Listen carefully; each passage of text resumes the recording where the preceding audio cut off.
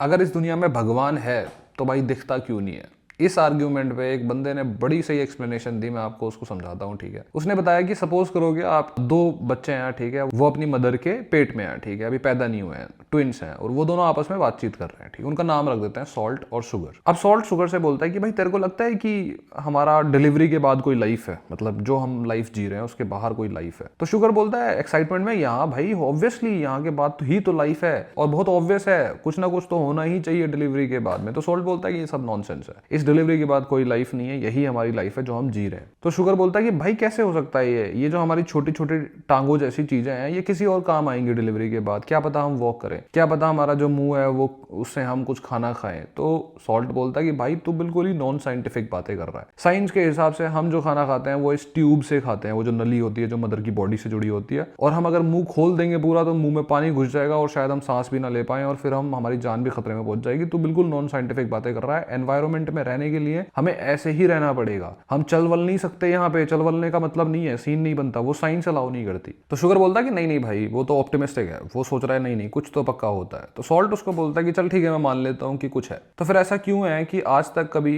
Delivery के बाद कोई वापस लौट के नहीं आया? फील करके देखो आप इस बात को, रिलेट करके देखो इस बात को आप। अब इन दोनों की बहस में शुगर आगे से बोलता है, ऑप्टिमिस्टिक बंदा, वो बोलता है कि चल ठीक है जो भी है जैसा भी है, मुझे इतना पता है कि मदर तो है, मतलब भगवान तो है उसका जो हमारी दुनिया को सेफ रखता है और वो हमारी हमेशा केयर करेगा। तो सॉल्ट बोलता है कि भाई फिर से तू बेवकूफी कर रहा है, कहाँ है मदर? अगर है दिखती क्यों नहीं? ये तो वही बात हो गई कि तुम ऐसी चीज पे बिलीव कर रहे हो जो तुम्हें दिख नहीं रही है, बस इसलिए बिलीव कर रहे हो क्योंकि तुम ऑप्टिमिस्टिक रहना चाहते हो। तो शुगर बोलता है कि भाई वो हमें फीड कर रही है, हमारी चारों तरफ है। तो सॉल्ट बोलता है कि ये साइंस है भाई, जिस कोड से हमें खाना मिल रहा है, प्लेसेंटा जो हमें फूड और न्यूट्रिएंट्स भेजता है, ये सब कुछ साइंस है चारों तरफ हमारे। थोड़ा बहुत भी ऊपर नीचे हुआ तो हमारी जान चली जाएगी और हमारी मदर जो है वो हमें बचा नहीं पाएगी क्योंकि वो है ही नहीं। तो शुगर उसको बोलता है कि भाई ये हमारे चारों तरफ जो भी तू देख रहा है, छोटे छोटे टिश्यूज, छोटी छोटी नलियां या इवन ब्लड या कुछ भी छोटा छोटा पार्ट, वो सब कुछ हमारी माँ है, मदर है, जो हमें सेफ करके रख रही है और हम उसका हिस्सा हैं। इसीलिए हम मदर को देख नहीं पा रहे क्योंकि हम उसी का हिस्सा हैं। अगर तू बहुत ही शांति से चुपचाप ये फील करने की कोशिश करे